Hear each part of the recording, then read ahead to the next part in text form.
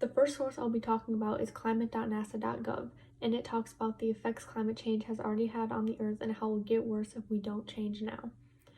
It talks about how the Arctic will likely become ice-free, hurricanes will become stronger and more intense, there will be more droughts and heat waves, changes in precipitation patterns, the frost-free season and growing season will lengthen, sea level will rise 1 to 8 feet by 2100, and temperatures will continue to rise.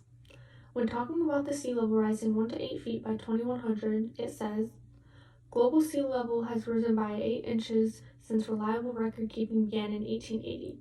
It is projected to rise another 1 to 8 feet by 2100. This is the result of added water from melting land and ice and the expansion of seawater as it warms. When talking about more droughts and heat waves, it says, droughts in the southwest and heat waves everywhere are projected to become more intense and cold waves less intense everywhere. Summer temperatures are projected to continue rising and a reduction of soil moisture, which exacerbates heat waves, is projected for much of the western and central U.S.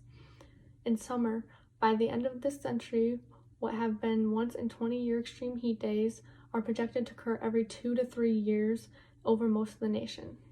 Those are just a few examples the article gives on how climate change is affecting us and how it will get worse over time.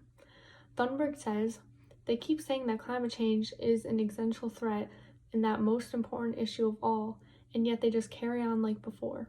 If the emissions have to stop, then we must stop the emissions. To me, that is black or white. There are no gray areas when it comes to survival. This source agrees with Greta Thunberg's statement on climate change and the need for people to take action now. It proves that climate change and global warming are having negative effects on the environment. The next source I will be talking about here is titled, Here are 5 of the main reasons people continue to deny climate change. Those 5 reasons are science denial, economic denial, humanitarian denial, political denial, and crisis denial. When talking about science denial, the article says, some even suggest that CO2 is such a small part of the atmosphere it cannot have a large heating effect, or that climate scientists are fixing the data to show that climate is changing. When talking about humanitarian denial, it says, climate change deniers also argue that climate change is good for us. They suggest longer, warmer summers in the temperate zone will make farming more productive. These gains, however, are often offset by the drier summers and increased frequency of heat waves in those same areas. These are just a few examples the article gives on why people are in denial of climate change. Greta Thunberg's speech supports climate change and the need to take action now. This article contradicts what Greta says by giving reasons why people don't think climate change is real. Climate change is a controversial topic here in the U.S., unlike Sweden where she lives. Climate change denial is very high here, and this source gives us many reasons why that is. In her oratory, Greta discusses pollution by stating how the United States uses 100 million barrels of oil every single day, along with the fact that citizens do nothing to change their ways. According to the United States Environmental Protection Agency's article on pollution in the environment, there are about 7 different types of pollution: air, water, land, radioactive, thermal, light, and sound pollution. Each type impacts ecosystems heavily. When thinking about the ways that people can change in order to better the environment, it is best to start with smaller tasks within the home. EPA states that a reduction in pollution can be seen when needing to shop for clothes, as one t-shirt uses hundreds of gallons of water to be made and will most likely end up in a landfill when the owner decides to throw it away. This landfill becomes unsafe for the environment when it rains, as the landfill leachates toxic and chemical-filled water, which ends up in nearby bodies of water. Knowing this, going to a thrift shop to buy reusable clothing or upcycling is a method to not only reduce the amount of water being used, which reduces your water footprint, but also not contributing as much waste to landfills. This ties into another method of composting food, as its nutrients can decompose back into the soil, or using gray water to water your plants. Another method mentioned in the article is as simple as turning off the lights when they are not in use. As simple as the task is, turning off the lights when they are not in use saves about 1,000 to 2,000 pounds of carbon dioxide from heating the atmosphere, according to Tufts Climate Change Initiative. This directly correlates to the seizing of climate change, as the main method for electricity in the United States is burning coal. This emits CO2 and other toxic gases into the atmosphere, where it is trapped by the atmosphere since it is a greenhouse gas.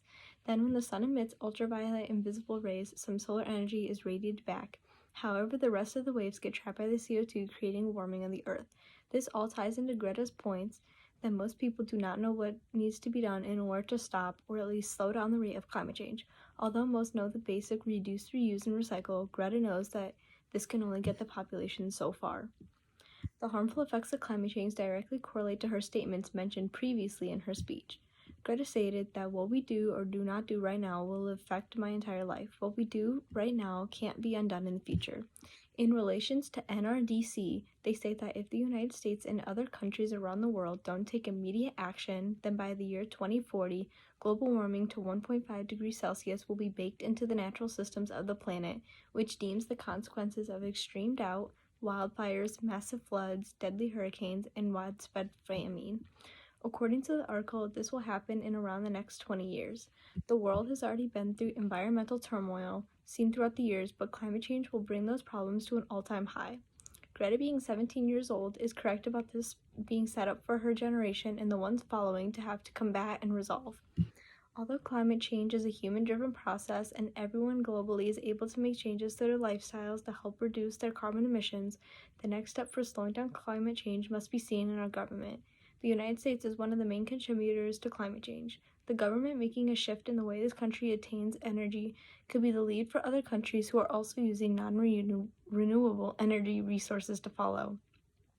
One of the main renewable energy resources that can be widely utilized is solar energy. Solar panels convert solar energy into usable energy for electricity instead of burning coal. Although there are pros and cons to solar energy, such as panels being made out of many products that can be potentially harmful to the environment, the pros may outweigh the cons when the Earth is getting too close to being permanently damaged due to climate change. Solar panels do not emit any harmful gases into the atmosphere. According to Yale Environment 360, about $45 trillion will be needed in order to fully transition the United States to 100% renewable energy. This information is significant because it is a great amount of funds required for the transition. This ties into Greta's statement about her being left to reduce the droughts, wildfires, natural disasters, and other consequences from climate change. As stated by FP, over a quarter of the people that occupy the Senate that make decisions on climate change are 70 years old or older. They are making decisions in their current positions of power whether or not to take charge on climate change. However, the NRDC stated that the worst effects of climate change should take place in around 20 years, which places those a part of the Senate at the age of about 90. Greta spoke with confidence when she stated that there needs to be a change because in 20 years, Greta will be 37 years old, and the minimum age to be a part of the Senate is 35. By this time, the effects of climate change will be at its worst, and there will be little possible to slow the rate down exponentially. This shows how Greta provided truthful and accurate information when trying to inform the public about these growing issues in the world that are going to take full effect sooner than later. In Greta Thunberg's speech, she discusses ways that she was told to save energy when she was younger. Recycling paper and turning off lights when not in use are two of the topics that she touched upon. I decided to do some research of my own and see if recycling paper and turning off the lights actually contribute to climate change. First, I looked at a website called greenamerica.org to look at the impact of recycling paper. I found that unrecycled paper is one of the biggest contributors to climate change. The paper produces methane when it is decomposing. This next part I'm going to quote directly from the website. The EPA cites landfills as the single largest source of methane emissions to the atmosphere and has identified the decomposition of paper as among the most significant sources of landfill methane, a potent gas with 21 times the heat-trapping odor of CO2. Methane is a major contributor to global climate change. This supports what Greta was saying in her speech when she says, I was told to turn off the lights to save energy and recycle paper to save resources. Usually, it seems like it doesn't really matter what one person does because there's 7 billion people on the planet, and if one person recycles paper, that's not going to do much. But if a school as a whole or colleges decide to go digital or cut back on their paper usage and waste, then it can make a difference in its own if several schools do it or several people recycle paper. The next part of that statement, I also looked to see if turning off the lights really does help preserve the environment. I looked at a website called saveonenergy.com, and what I found was that energy consumption is fueled by fossil fuels. So like the lights in your house, or like if you don't have energy saving light bulbs, they're fueled by fossil fuels. If you switch to energy saving light bulbs or other types of energy saver like electricity things, then you're using less fossil fuels, which are finite resources which will run out eventually. If we're not burning them because we're not using as much electricity, then we're not polluting the earth as much. Greta Thunberg says, "When I was about 8 years old, I first heard about something called climate change or global warming. Apparently, that was something humans have created by our way of living." And this statement is true and can be proven by many scientific articles about the negative effects that humans developing as a species have had on our Earth. Though not many people talk about it, it is a huge concern of many of Earth's residents because soon our planet could become nothing but a globally warmed wasteland in a sense. I will be using an article from edf.org as a source as it focuses on the ways that humans have grown climate change. This article states, "We have no doubt that humans are causing climate change," and goes on to prove this. From measuring CO2 levels throughout the years and monitoring how it interacts with other chemicals and heat, they discovered that CO2 absorbs heat and a lot of the time comes from burning things. A large amount of this CO2 is coming from the continuous burning of fossil fuels. Chemical analysis of this CO2 in our atmosphere has proved that, and therefore the use of fossil fuels must be reduced. The carbon material burning creating CO2 and the burning of fossil fuels rise into our atmosphere and combine with multiple other substances that interact and break down high above the earth, creating ozone. From carbonbrief.org, ozone is a short-lived greenhouse gas that traps outgoing heat and warms the earth. Ozone is not emitted directly, but is formed when methane, carbon monoxide, nitrogen oxides, and volatile organic compounds break down in the atmosphere, all of which have been created and released by humans for centuries, having a detrimental effect and therefore creating global warming. Human activity and development match the slow warming of our air, lands, seas, and glaciers.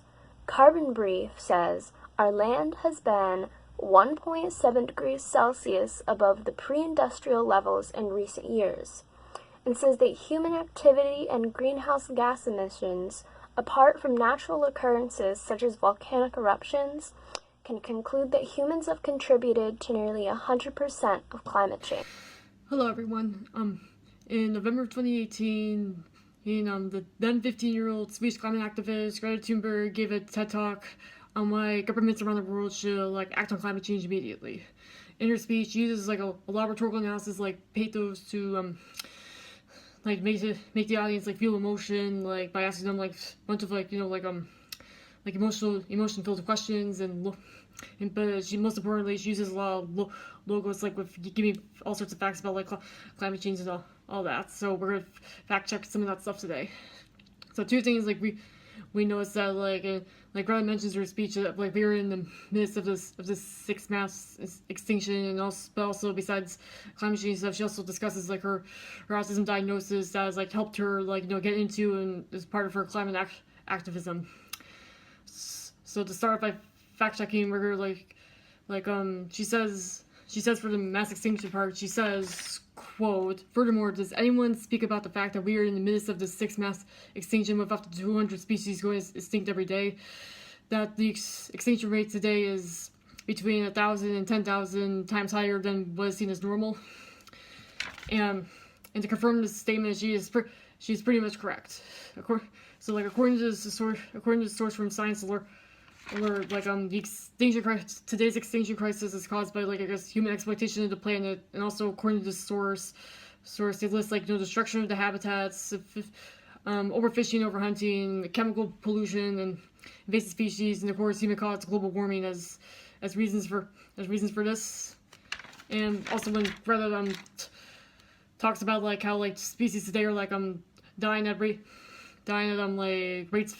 faster than other times, she's like there's some also in the science source they refer to something called the background rate, which is pretty much how fast like a species go extinct without like say like without like like human behaviors be there, and pretty much scientists believe it'll be about like 100 million it would take 100 million years, but also like some say it would have taken maybe like 800 to 10,000 years to they just for like species to, like say go extinct just like in normal times. And also according to the source it would like take millions of years of normal diverse according to the source it would take millions of years of normal diversification to restore Earth species like that to say it was before human involvement. And also when Greta mentions that there's like 200 species going extinct every day, she's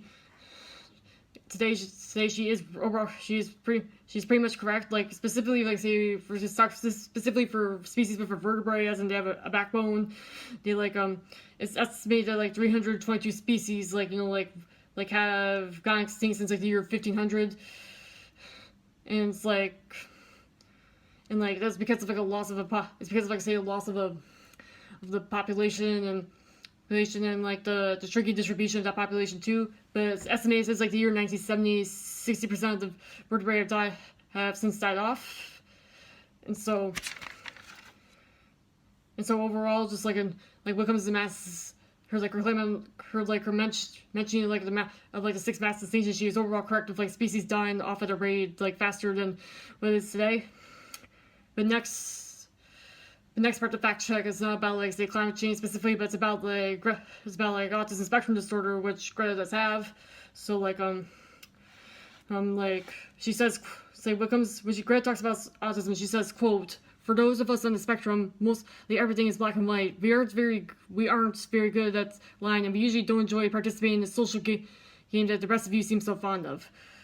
So like overall, like she is mostly correct, because according to like say the Healthline, and because my sources according to like say the Healthline and physical education and counseling, like I guess like Greta mentions like I'm like thinking in black and white, and yes, according to those two sources, like people with autism do like show black and white thinking, which is where they believe it's like things are like one way or the other way. There's like really like no gray area or no in between compromise. But also like it also mentions like people with autism have trouble like lying. But according to Spectrum News, like I guess people with autism in a way kind of do have like trouble lying, because they're part of like just trying to read social cues, and like and also just kind of like have to learn to I guess develop like a social filter and like filter and all that. But it's just like also part of it's just also yes it's just like anyone else, they can't do a lie, but it's just the problem is just can't keep like the act of the lie going. But overall, this kind of claim is like mostly correct, because like since like because everybody's different, and like and plus like two people's like autism diagnoses are like are like not the same. Like one could think a lot more black and white than the other one. Like one could be good at lying, the other won't, or like have better social skills, one probably doesn't. So yeah, every diagnosis is different. And besides, like for black and white thinking, also is shown that like say disorders like other like mental disorders like borderline personality disorder, narcissistic personality disorder, and depression and anxiety, or just maybe even just some of the environment you grew up in can cause like black and white thinking as well. And plus like I guess for some people like autistic or not can just suck at lying, and just like everybody's different. So yeah, so Greta's mostly correct when it comes to her like when like she mentions like the certain like say traits autistic people have. But overall, when it comes to like those two like certain point fact checks, when it comes to like say autism spectrum disorder and the most importantly climate change, like Greta is pretty much correct on like pretty much everything she says in the speech. So thank you so much for listening.